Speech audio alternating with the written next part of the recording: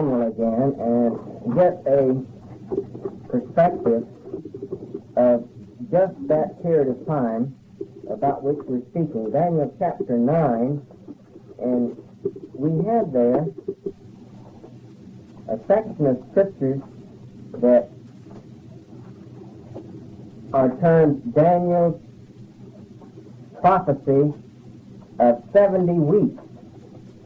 And it's obvious here that his weeks are 7 years long. In other words, 70 weeks then would be 7 times 70 years.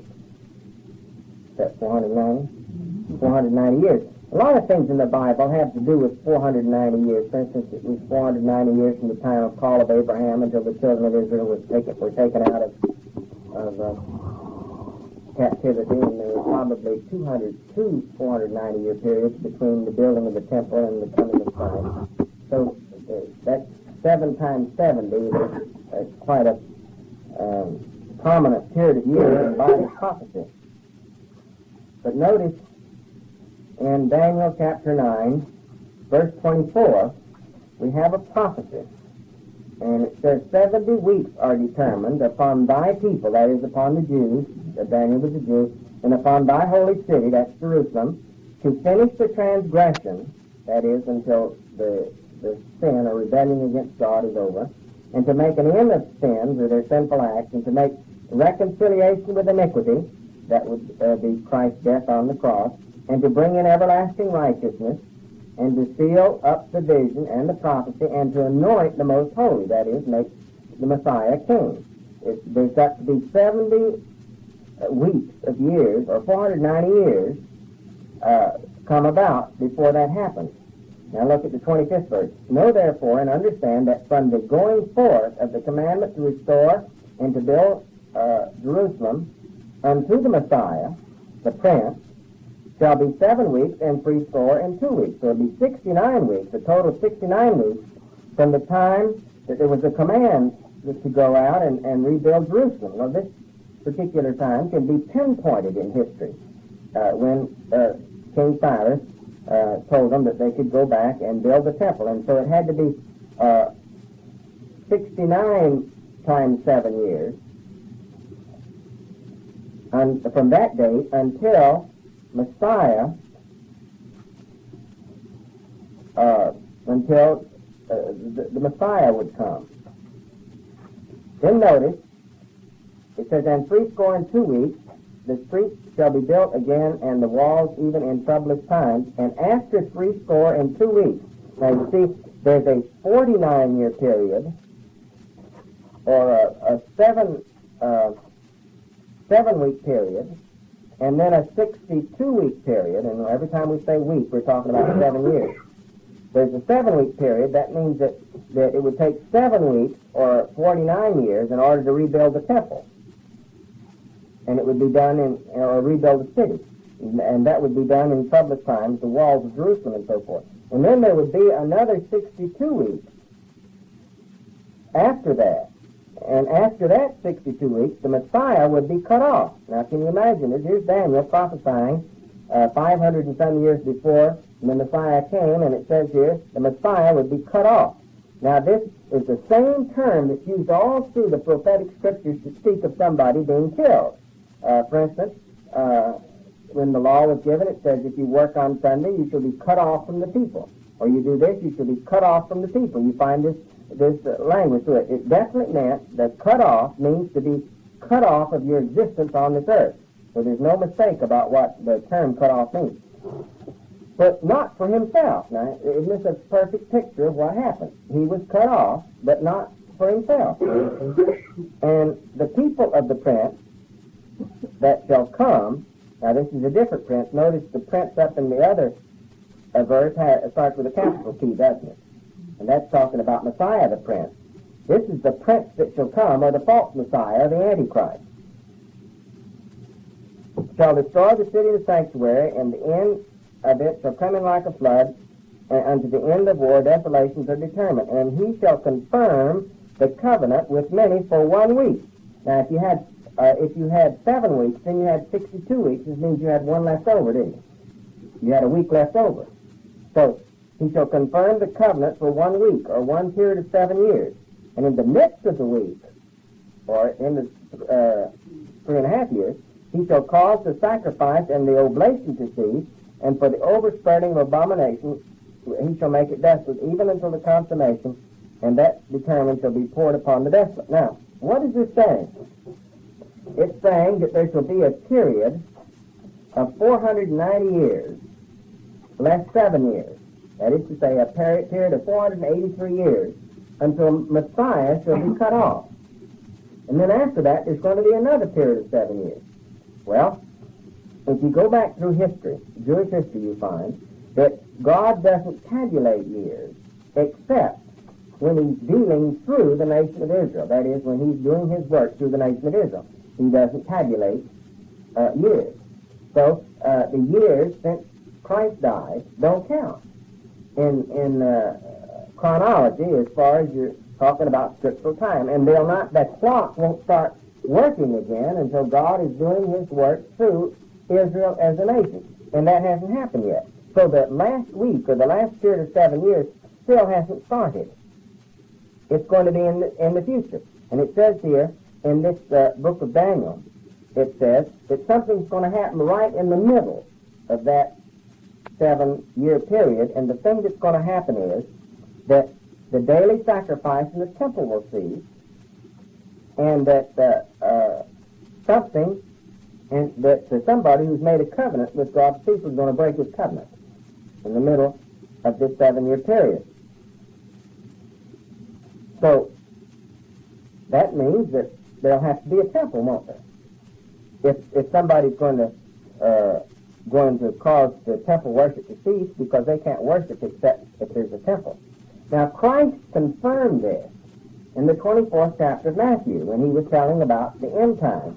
For he said, when you shall see the abomination of desolation there in the holy place in the temple, then you'll know that certain things are going to happen.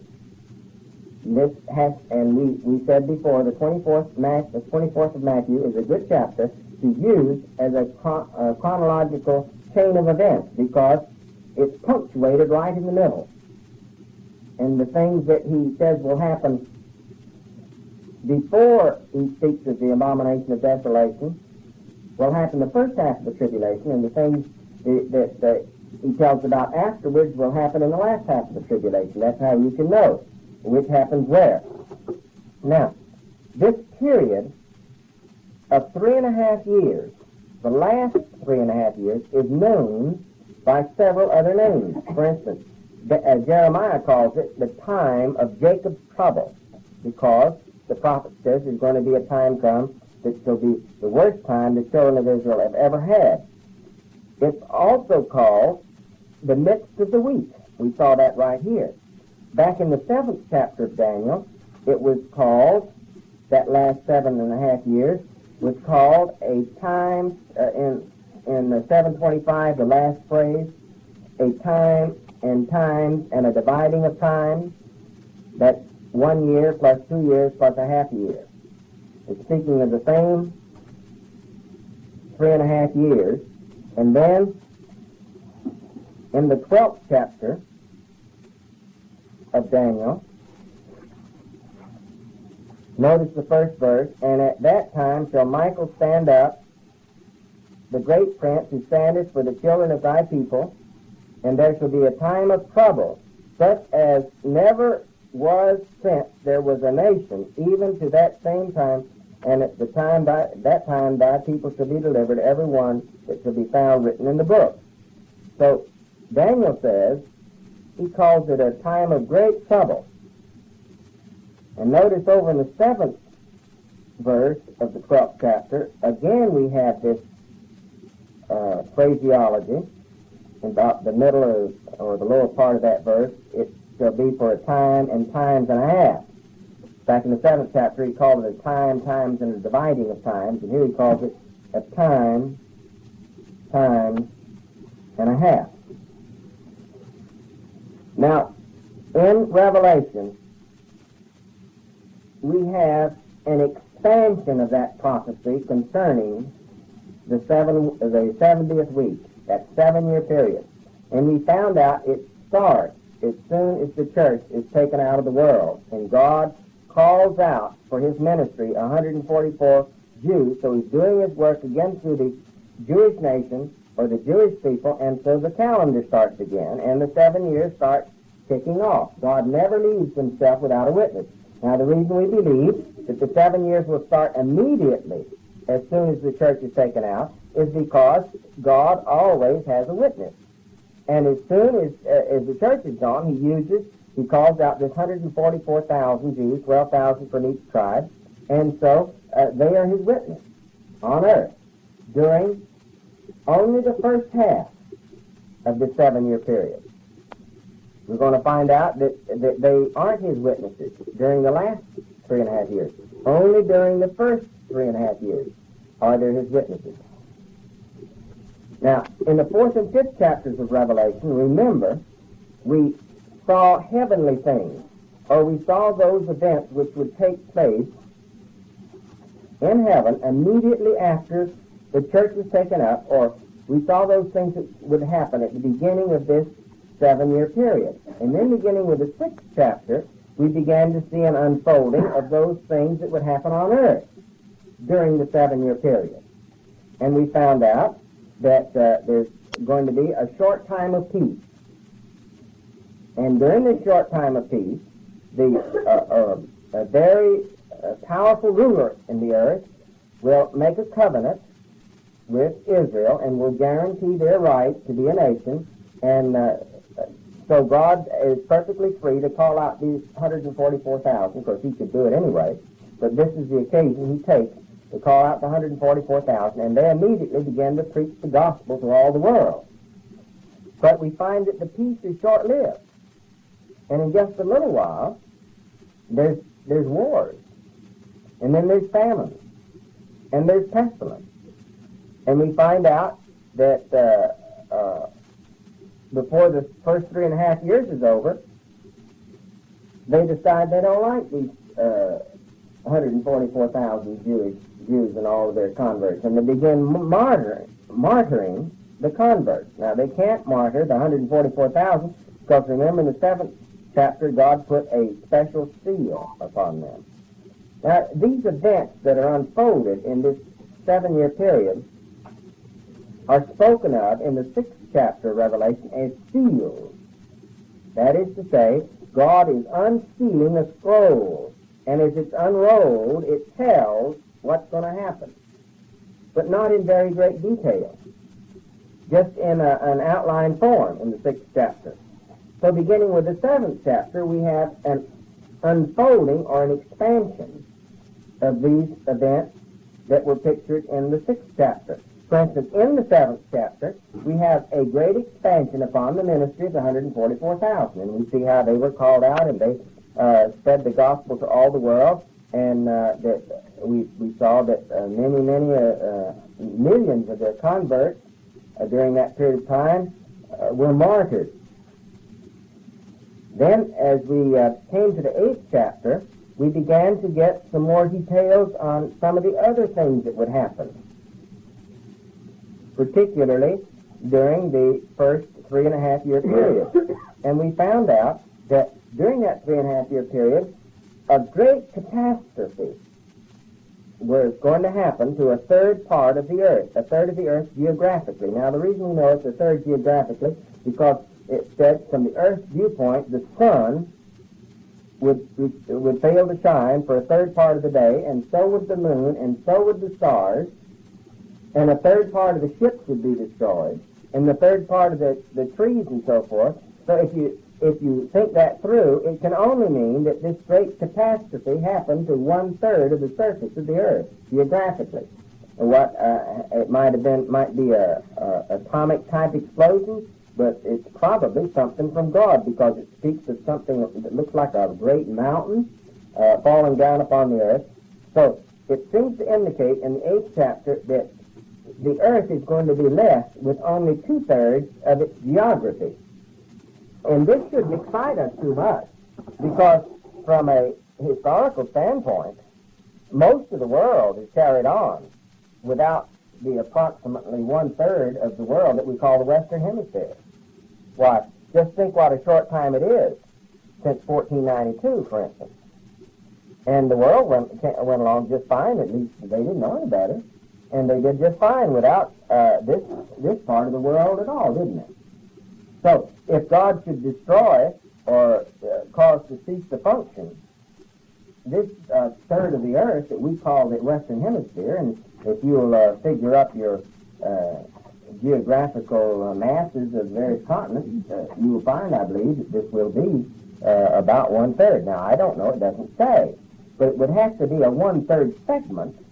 It couldn't be the one-third at either pole or the one-third at the equator, because that wouldn't suffice to make the sun appear for only two-thirds of the time in the night and so forth. So it pretty much has to be a one-third geographical segment if you read the language, and if the language means what it appears to mean. So we could conclude it couldn't be the third nearest to Palestine. And if you were to obliterate the Western Hemisphere, well, Palestine would be fairly nearly in the center of what was left, wouldn't it? Be just about in the middle of it. So it seems logical, if you're just thinking it through, it seems logical that that which is going to be obliterated would be the approximate area that we now know as North and South America. And this would seem to happen sometime just before the end of the first 3.5 years, or the first half. Now, I'm going back through this to put it in perspective for you. So, as best I know, and I don't like to make any real definite conclusions on these things in the book of Revelation. The best I can do is to take the symbolic language and search as many places in the Bible to find out what the symbolism means, and then take it in its plainest words and say what it means to me. Now, if it doesn't mean the same thing to somebody else precisely, it doesn't mean that he's necessarily all fouled up. Nor it doesn't necessarily mean I'm all fouled up. It just means that God has not chosen to expand our reasoning enough so that we can come out with the exact picture. But we should try to, because in the first verse, the first chapter, it says that God wants to show these things to his bondservant. Says that in Revelation 1:1. So if we search out our hearts and we say, God, I want to be your bondservant, as best I know, I want to serve you and you only, and I want to count myself as dead to self and alive unto God. And if you have given me a gift for unfolding your words, then I should expect you to let me know at least a reasonable amount of this, because you said that it's open for our knowledge and understanding, and that you reveal it to us. And so, as I unfold this, I don't mean to say in every detail that I've got the only true revelation, but I think it'll only confuse you if I said, so-and-so says this, and so-and-so says that, and so-and-so says that. So what I'm doing is I'm projecting it to you as it seems reasonable to me in the light of whatever God has let me see in the Scriptures. And that's the way I'm unfolding it to you, and it's not necessarily the way someone else might unfold it. So we find that when we get near the end of the first 3.5 years, a third of the earth has been fairly well destroyed with whatever was in it. And then we find that God unleashes a great share, maybe all, or at least a great share, of the angelic beings who have been chained and reserved for judgment. We're going to find out when we get to the 12th chapter that sometime in the distant past, before this world ever started, before Adam and Eve were ever here, that Satan rebelled against God. He was the highest of God's created beings, and because he wanted to be like God, he rebelled against God, and he was successful in enticing 1/3 of the angelic host to follow after him and rebel against God with him. Now, if God had let all 1/3 of these demonic or fallen angels, if he'd let them loose, there wouldn't be any human race, because they're mad at human beings. Now, probably the reason they're mad is because God probably put them on probation at one time and let them have this earth for their own. It's sort of a province of God's domain, you might say. And then they fouled up again and wouldn't do right, so God had to chain them, a great share of them. Now, He's chosen to let some of them do their evil deeds during the time that we're alive. It's for the same reason that Satan's here. It's to give us a chance to choose ourselves and be tempted and call upon God's strength to learn how to deal with God or how to depend upon Him and so forth. But while you're holding your place now in the 9th chapter of Revelation, let's look back into the little book of Jude that comes just before Revelation, and this is one of the places where we see a little insight into those fallen angels that are being held for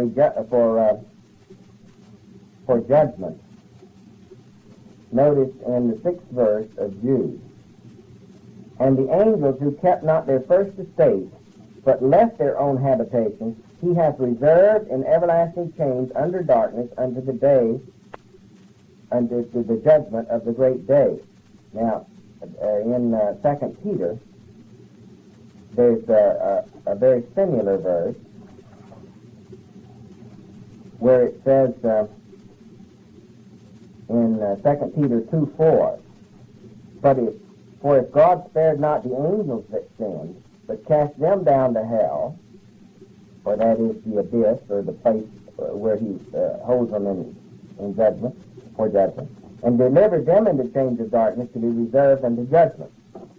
So, what God did, He locked some of them up, because there would have been too many, and you wouldn't have had a chance. Well, after about 3.5 years or so, or just before probably the 3.5 years is consummated, He's going to let them out. And this is what our lesson was about last week. We saw what would happen, and they're mad at people, and we found out that they're going to do whatever they can to people. And I believe we still have some of their ministry left to study as we read Revelation chapter 9, verse 13. And it says, "The 6th angel," that's one of the godly angels that's blowing the last trumpet, "and the sixth angel sounded, and I heard a voice from the 4 horns of the golden altar which is before God." Now, the prophet, you see, is in the spirit in heaven, and he's getting a heavenly view or a heavenly instruction on just what's happening. And this is the next event. And he hears a voice that's saying unto the 6th angel who had the trumpet, "Loose the 4 angels who are bound in the great river Euphrates." Now, these 4 angels have to be bad angels because they're bound. And God just wouldn't bind an angel unless it was a fallen angel. So these 4 we're talking about here are fallen angels, and it says they are bound in the great river, the Euphrates. Well, that's a rather strange thing, except when you realize that the demons that were in the demoniac, when Christ cast them out and they ended up in the hogs and they ran into the sea and drowned themselves, remember? They said, "Cast us not into the deep." Evidently, God locks up demons somehow underneath the water or something. He's able to, that's a way they control them or something. And these were locked up under the Euphrates River, evidently. Now, the Euphrates River is very important in prophecy, and we'll come across it again in the 16th chapter. It's the place from where all false religion comes, the other side of the Euphrates, to the east of the Euphrates, where the Tower of Babel was built. It's where all of your gods of the Canaanites started. The goddess, for instance, that we name Easter after came from there. And Easter, by the way, is not a godly name at all. It's a satanic name. I know that won't make you very popular if you go around telling people, but it's by the goddess Astarte. That's quite a story behind it if you want to read some of this ancient literature. But anyway, this is a place of idolatry. And the Bible says all idolatry, all demon worship, all idol worship, all false worship is demon-inspired. As a matter of fact, in the 10th chapter of 1 Corinthians, Paul says that when the heathen worship idols, they're really not worshiping idols, they're worshiping the demons that instigate that worship. In other words, one of the things that demons love to do is to get people to worship something like wood or stone or something that's foolish. But of course, most of the religions do. They, as God's prophets say, they worship idols made of wood that can't see and can't hear and can't talk. And this is all demonic. It's as a result of demon activity. There's, let's see, several, if I can give you some other verses. Well, let's see. You don't need to look with me if you don't want to, but I'm going to look in 1 Timothy, I think.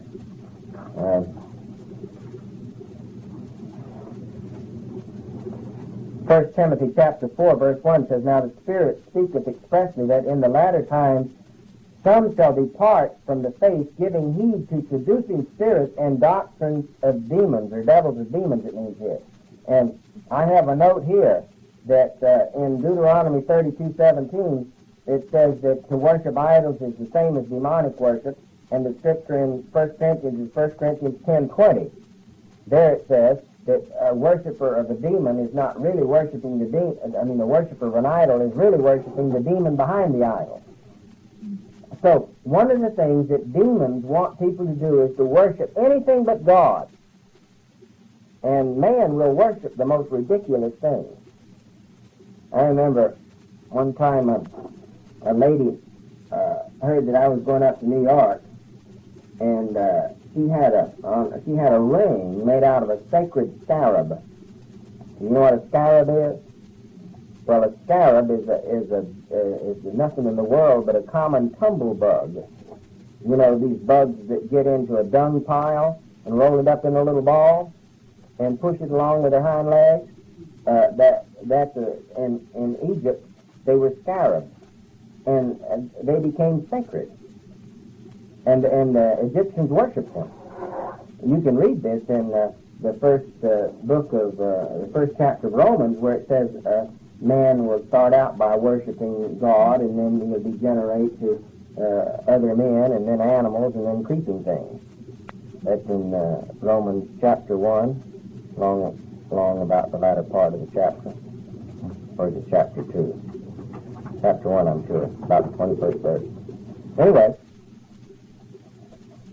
man will worship ridiculous things, and it's demons that make them worship those things. Well, this woman gave me this scarab. She'd heard that sometimes they're worth thousands of dollars, and she said she had gotten in touch with the Department of Egyptology at the Natural History Museum on Manhattan, the lady in charge of that, and the lady said for her to bring it in and she'd be glad to examine it. And so I was going up to New York, and so I wanted to learn a little more about anything like that somebody would be willing to worship, and nothing but a tumblebug. But anyway, I took this ring with this scarab, sacred scarab on it. I took it up there, and she looked at it, and she looked at it. She knew I was coming, and she looked at it, and she looked at it, and she says, well, now, it looks genuine. But she says, unfortunately, about 100 years ago, somebody over in that area started to make these things commercially to fool people. And said he made some very good imitations, thousands and thousands of them, and you could tell pretty good when they were only 10 or 15 years old, but she says now they're about 100 years old. And she says even these imitations are now worth $30, $40 a piece. But she says the genuines would be worth $10,000 or $20,000 a piece. And she says, unfortunately, nobody has figured out a way to tell positively whether it's one of those particular counterfeits or whether it's a genuine one. And she says the only way you can do is to bust it open, then it wouldn't be any good. And she says all the lady can do is to take it back and wear it unless somebody says, I'll take their name and address, and anybody ever figures out how to tell the genuine from the imitation, Well, I can let her know. But this lady took me all through their department of Egyptology, which is in the basement of that Natural History Museum in New York. And they got rooms and rooms and rooms full of everything from these ancient dynasties in Egypt. And I would look through there, and she'd tell me all about it. She just had her head crammed full of this stuff. And she'd tell me all about it. And I would notice that they had a complete chain of these dynasties up to about 4,300 years ago. And then there was a break. And then there was some more before that. And I says, well, this is strange, isn't it? She says, yes, it is. She says, there's a period of years about which we can't account there. And she says, it's just a blank in the history. So we go right up to that point, and she says it's no more. And says, then there's another something, civilization, back before that point. She says, but there's 2 or 3 centuries there, or so, that we can't account for at all. And I said, well, maybe a great flood came to Egypt one time. Maybe the Nile River flooded all over and wiped the civilization out. She says, well, we thought of that about, but that couldn't be, because she says the land was so fertile and all that within a couple of generations, the people from the neighboring lands would come, and even they would have come from several hundred miles away and repopulated it. And so she says, and the space is too long for something like that. And so I said, well, maybe it was a flood that was so widespread that it would take people a long, long time to get there. And she says, no. She says, it couldn't. I said, no, maybe the flood was so big it killed everybody. She says, well, that would have obliterated the human race. She says, there's really no answer at all. We just don't know the answer. She says, I suppose that's why these fairy tales like Noah's Ark and so forth has come about, because that's really the only answer you have, something like that.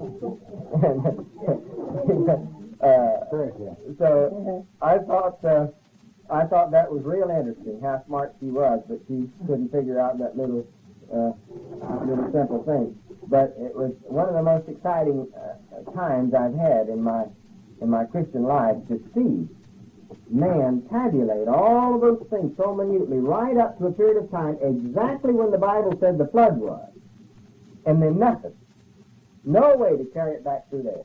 You got that big gap there. And I thought, my goodness, how stupid can they be when they're so smart? Anyway, the poor lady in Lakeland, she got her scarab back, and she didn't get any money out of it. So what I'm pointing out is that demons are behind false worship. And if you don't understand that, you won't understand this particular passage in Revelation chapter 9. And if you do understand it, it'll kind of open it up for you. So these angels that are bound in the river Euphrates have to do with false worship. Notice, 15th verse. And the 4 angels were loosed, who were prepared for an hour and a day and a month and a year to slay a third part of men. And the number of the army of the horsemen were 200,000, and I heard the number of them, and thus I saw the horses in division, and them that sat on them having breastplates of fire, and of jacinth, and of brimstone, and the heads of the horses were like the heads of lions, and out of their mouth issued fire, and smoke, and brimstone. And by these 3 was the third part of men killed, by the fire, and by the smoke, and by the brimstone, which issued out of their mouths, and their power is in their mouth and in their tails, for their tails were like serpents, and had heads, that is, the tails had heads, and with them they do hurt. Now, you know, I suppose a person that had never seen a big army of tanks, you might say, and never heard of that back here, and we try to describe it, don't you think his description would be a lot like this? Fire and brimstone coming out of the mouths of the horses, because horses were what you'd use to shoot with then, and the gun, the firing out of the backside, now the front side. He says their tails had heads on them, and the tails could hurt you too. Well, imagine a fellow that had a prophet that had no conception of modern warfare, and here he is, and let's suppose he saw an exact picture of a German Panzer division advancing, and let's suppose he was going to try to describe it in terms of of his language then? Well, he'd probably describe it a lot like this. Now, I don't know. That's what this particular description is. I don't know that this is speaking of just one particular army. I'd rather think that it means that this 200 million, or 200 million, 200,000 represents the armed forces of the world at the time. And I would suppose that this is talking about a religious war. You know, the most cruel and greatest wars in all the world have been religious wars, fought for the name of religion. And I see here, during this time, you know, the first 3.5 years of tribulation is going to be a very religious time. Religion is going to be a big deal. And it's probably going to clash because everybody's going to want their religion to be the main one. It'll be a time of great religion. But it'll all be false religion because it'll be led by all this demonic activity. And apparently here, a great war of the future is going to come about through religious wars all over the globe, or that part that's left, the 2/3 that's left, and 1/3 of all the people are going to be killed in those wars. You see, it's this army, or this great mass of military might, it says, that kills the 1/3. It makes it very plain that it's the whatever issues out of these weapons of war is the thing that kills the 1/3 of the earth. So now, get our picture here. The worst 3.5 years, the tribulation hasn't even started yet. And we've had 1/3 of the surface of the earth obliterated. And then before that, we had 1/4 of all the people killed in the 6th chapter by pestilences and so forth. So let's suppose we started out with 3 billion people. Well, we got 1/4 of them killed back in the 6th chapter, just by all the things that went on. And then we had 1/3 of the surface of the earth wiped out, probably another 1/4 of the people or so forth, 1/4 of the population of the world, which would get it down to 1/2. And then here we have, in these apparently religious wars, we have 1/3 of what's left killed. So now we've only got somewhere around 1/3 of the population, the original population of the world left. And the last half of the tribulation hasn't even started. So it's no time to be around, I wouldn't think. 20th verse. And the rest of the men, here's the verses, these last 2 verses here, let you know what this subject matter is here. And the rest of the men who were not killed by these plagues, yet repented not of the works of their hands. Now, what is the works of their hands? Here it is. That they should not worship devils, this word should be demons, and idols of gold, and silver, and brass, and stone, and wood, which can neither see, nor hear, nor walk. Neither repented they of their murders, nor of their sorceries, nor of their fornication, nor of their theft. In other words, it says these men, their worst sin was that they were worshiping something besides God. And although they could plainly see that 1/3 of the population was decimated in religious wars, still they didn't stop doing what they were doing. The ones that were left, they didn't get the point. Well, you don't get the point today, the nations of the world. They should find out by now that war doesn't settle anything, but that's the only way they use to settle things. Try to settle it by war. So here we have a time, apparently, right about the halfway point of the 7,000 years. We're just approaching the halfway point. These things are happening in very rapid succession, and we're probably only left with about 1/3 of the people that we had 3.5 years ago. And probably the ones that aren't here anymore are the lucky ones, except they got to be in hell forever. 10th verse. You can't win either way, can you? 10th chapter. And I saw another mighty angel come down from the heavens, clothed with a cloud, and a rainbow was upon his head, and his face was as though it were the sun, and his feet like pillars of fire, and he had in his hand a little book open or scroll, and he set his right foot upon the sea and his left foot upon the earth, and cried with a loud voice, as when a lion roars. And when he had cried, 7 thunders uttered from their voice. 7 thunders uttered their voice. Now, who is this individual here? Well, it says he's an angel, and yet all of the descriptive material is the same phraseology that we have for Christ in the vision in the first chapter. He was clothed with a cloud, he had a rainbow, and his face was brilliant like the sun, his feet like pillars of fire. As you went back and read in the first few chapters, you'd find all these descriptions.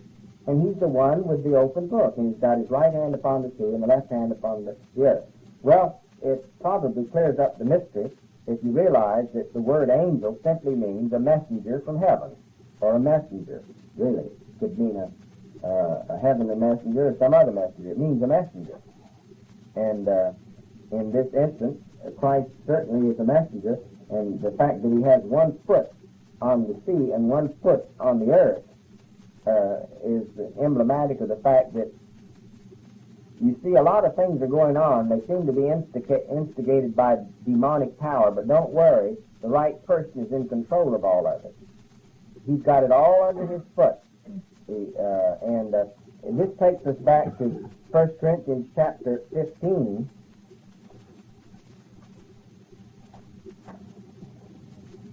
where it says, 1 Corinthians 15:24, then cometh the end, when he shall have delivered up the kingdom to God, even the Father, and when he shall have put down all rule and all authority and power, for he must reign till he has put all enemies under his feet. So the time is coming when all this is going to be under Christ's feet. And so it's showing us that while apparently demonic power is exercising all the authority, the individual that really is in command is this individual we see here with 1 hand on the foot and with 1 foot on the sea and 1 foot on the land. I don't see any way that this could be any other individual but Christ himself. It's this terminology, the lion roareth.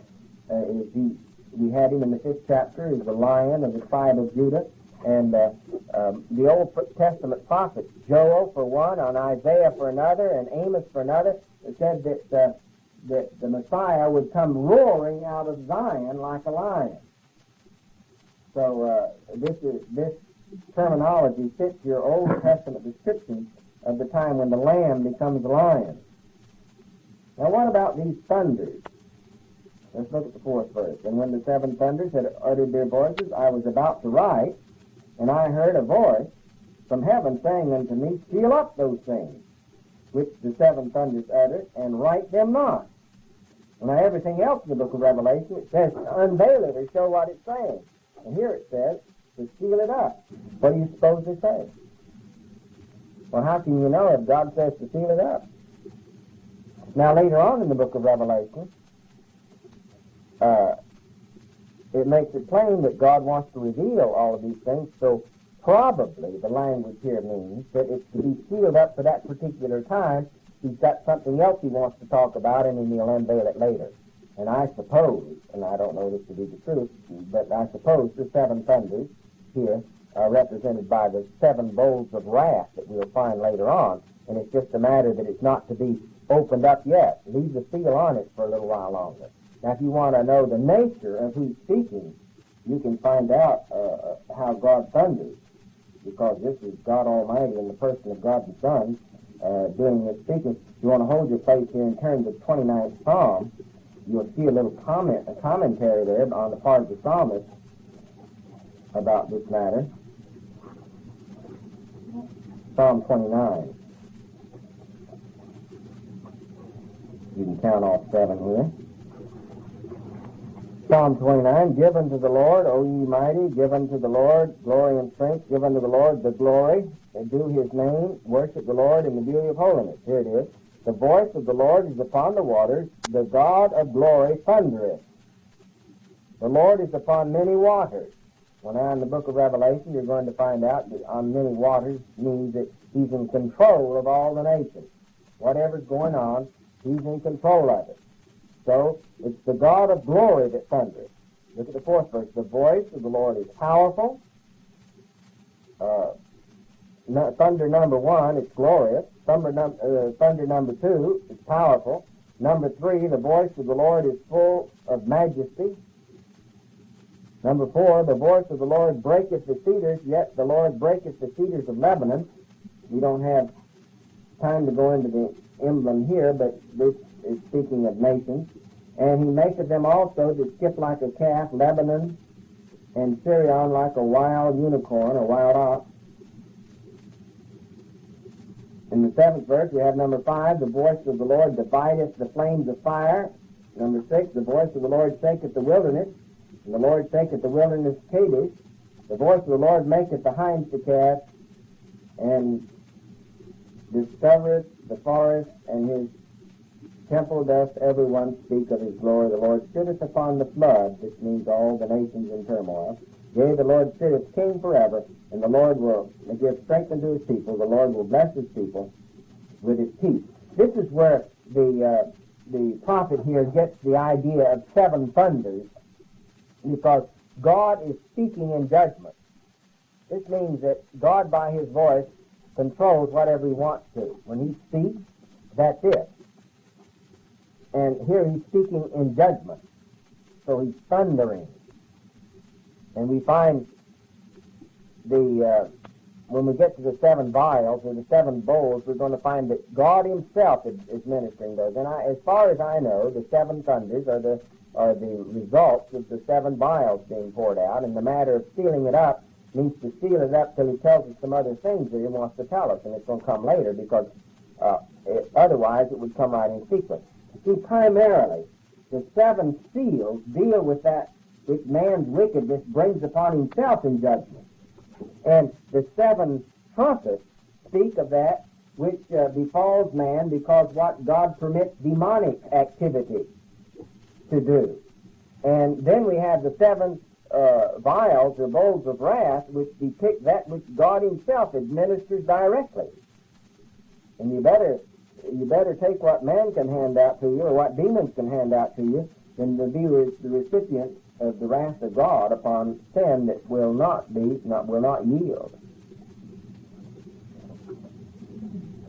So probably, when it says, seal up those things which the 7 thunders uttereth, and write them not, it probably means, don't write it now. We've got something else to talk about first. We're in Revelation chapter 10, verse 5. And the angel whom I saw standing upon the sea and upon the earth lifted up his hand to heaven, and swore by Him that liveth forever and ever, who created the heaven and the things that are in it, and the earth and the things that are in it, and the sea and things that are in it, that there should be time no more, or not any, no longer a delay. Now you say, why is he swearing by God if He is God the Son? Well, all you have to do is go back in Hebrews, and it says there, God swore by Himself because there wasn't anybody higher to swear by. In other words, I say I'm going to do it, and I say it on an oath on my own veracity. So this isn't the first time God swore by Himself. God wouldn't swear by anybody else but Himself. 7th verse. But in the days of the voice of the 7th angel, when he shall begin to sound, the mystery of God should be finished, as He hath declared to His servants the prophets. Now I take it that the 7th verse is simply a further explanation of why these 7 thunders were sealed up. He says, when the 7th trumpet sounds, then the end is going to be revealed. That is to say, if we were to blow the 7th trumpet now, we would be ushering in the things that God is finishing up as far as His judgment on this earth, and He wants us to give us some other details in the interim. So they sealed up the situation, and they stopped the progress of the flow. In other words, we're not progressing time-wise anymore for a while until we fill in some more details. Look at verse 8. And the voice which I heard from heaven spoke unto me again and said, Go and take the little book, which is open in the hand of the angel who standeth upon the sea and upon the earth. And I went unto the angel and said unto him, Give me the little book. And he said unto me, Take it and eat it up, and it shall make thy belly bitter, but it shall be in thy mouth sweet as honey. And I took the little book out of the angel's hand and ate it up, and it was in my mouth sweet as honey. And as soon as I had eaten it, my belly was bitter. And he said again unto me, Thou must prophesy again, or some more, that is to say, concerning many peoples and nations and tongues and kings. So it's sort of like this. The prophet thought he just about said enough. It looked like it was, that ought to be enough to finish up the end. And they ought to go ahead and blow the seventh trumpet and let the thing stop. And the prophet told, No, not time yet. Got some more things to write about. Got some more things to say. And it's going to be sweet to your mouth because it's God's word. And the psalmist says that his word is sweeter than honey in our mouth. But the word of God is a two-edged sword. And it's sweet and it's bitter. It's not much fun. It's not fun to teach a Bible lesson like this. It's not fun to unveil the character of man that is so stubborn that no matter what God does, he won't turn to God. See, what God is trying everything. He's taking the message to all the world in this day of grace, and the world's going to get worse and worse, not better. Now, someone said that they hear about a lot of people getting saved. Well, a lot of people are getting saved. But the people that aren't getting saved are getting harder and harder and harder. And more stubborn and more stubborn and more stubborn. So God in grace is sending out his word, his message of love to the whole world. And the world's getting worse all the time. Pretty soon the world's going to get so bad because God doesn't want his own people here anymore. It'd just be too wicked. So he's going to take us out. But that's not going to end his grace. He's going to call out and protect 144 witnesses. And the world's going to try to kill them and try to kill all their converts. But God, in his mercy, is making an opportunity. And when they won't listen to what God says by any messenger whatsoever, then he has to prove that man won't even turn to him if he sends by his hand these terrible catastrophes.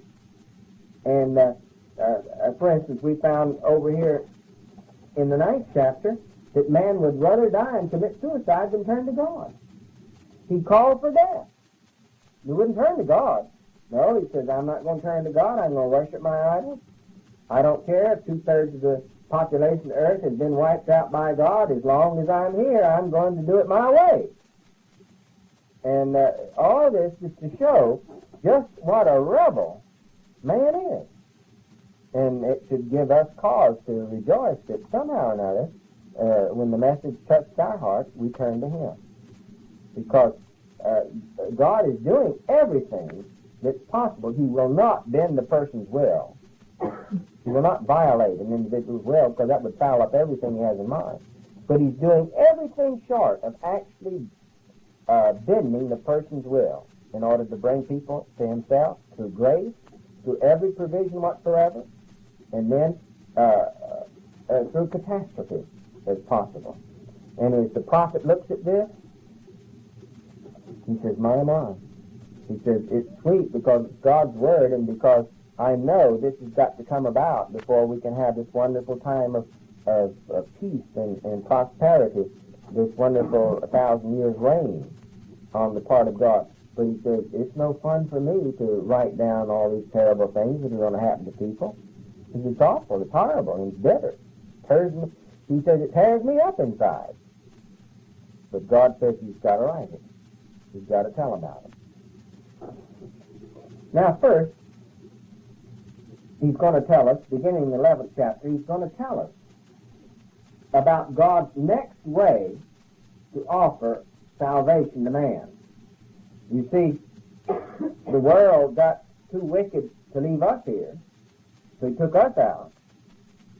Then he started over with these Jewish missionaries, and the world was so mean to them till he had to hide them somewhere. You're going to find in the 14th chapter, and they couldn't witness anymore. So God, in his mercy and grace, he's going to call out two men, and he's going to make it impossible for anybody to kill them, and they're going to preach for 3.5 years. And as far as I can see, they won't have one single convert. Not even one. But God's still offering salvation to man if you'll take it.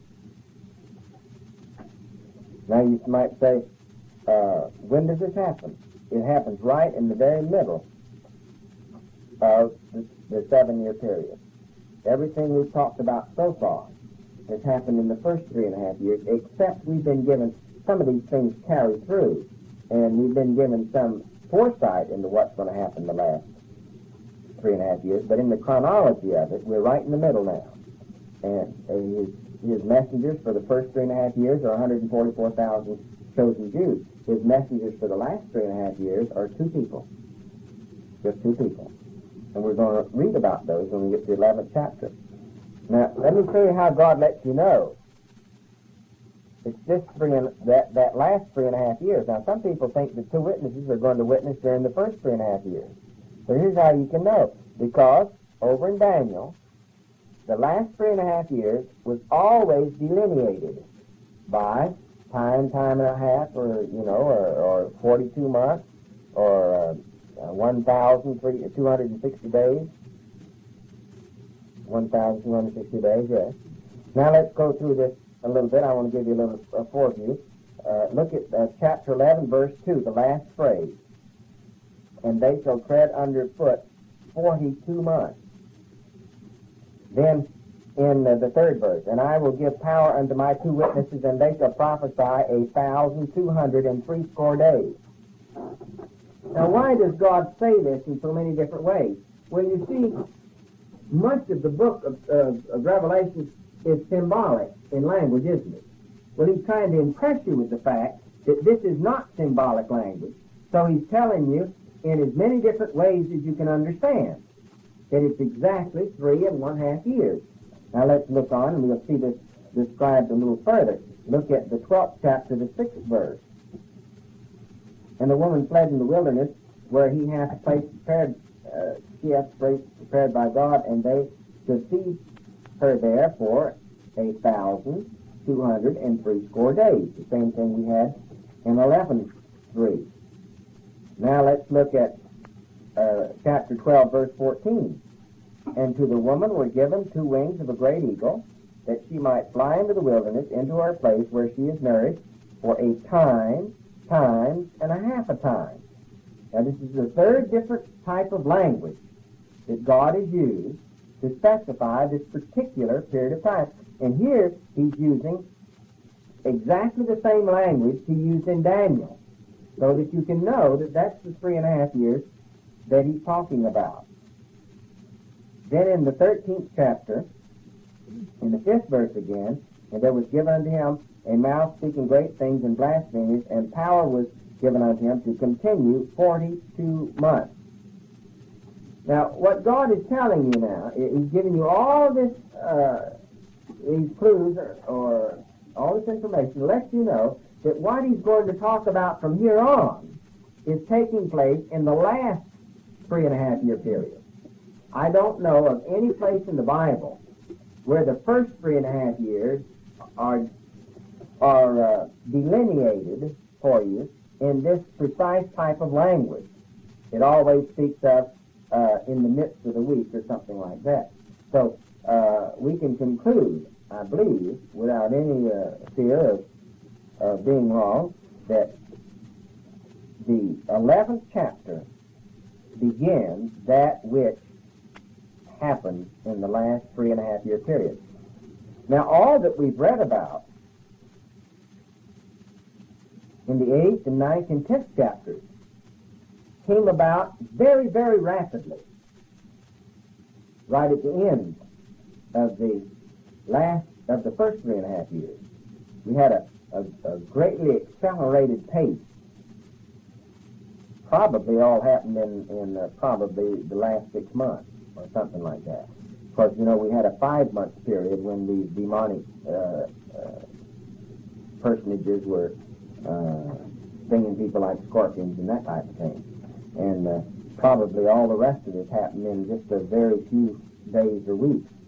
But we had in back in the 6th chapter, when we were going through the 7 seals, we had a little capsule of what the things that were going to happen, either right at the end of the first half or at the during the last half. So I believe you can fairly well conclude that we are right at the middle. We're at that place that Jesus Christ said, when you see the abomination of desolation in the holy place, flee. We're going to see why he said that. That's in Matthew chapter 24.